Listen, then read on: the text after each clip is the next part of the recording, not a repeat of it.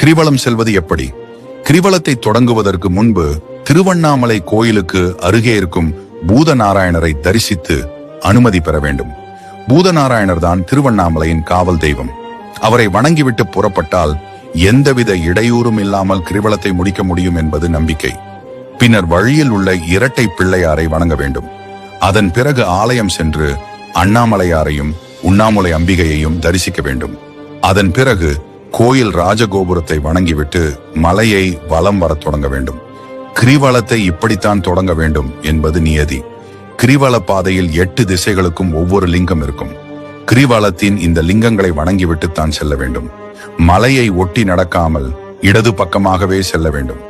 நம்மோடு சித்தர்களும் நடந்து வருவார்கள் என்று கூறப்படுகிறது. அவர்கள்தான் நாம் மனதில் நினைப்பதை இறைவனிடம் கொண்டு சேர்ப்பார்கள் என்பது ஐதீகம். கை கால்களை வீசிக்கொண்டோ பேசிக்கொண்டோ செல்லக்கூடாது.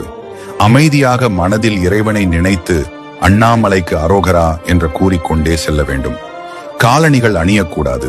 சந்தர்ப்பம் கிடைக்கும் போதெல்லாம் மலையை பார்த்து கை கூப்பி வணங்க வேண்டும். எல்லா தினங்களிலும் கிரிவலம் செய்யலாம். ஆனாலும் பௌர்ணமி நாளில் இம்மலையை வலம் வந்தால் ஏற்படும் நன்மைகளும் பலன்களும் ஏராளம்.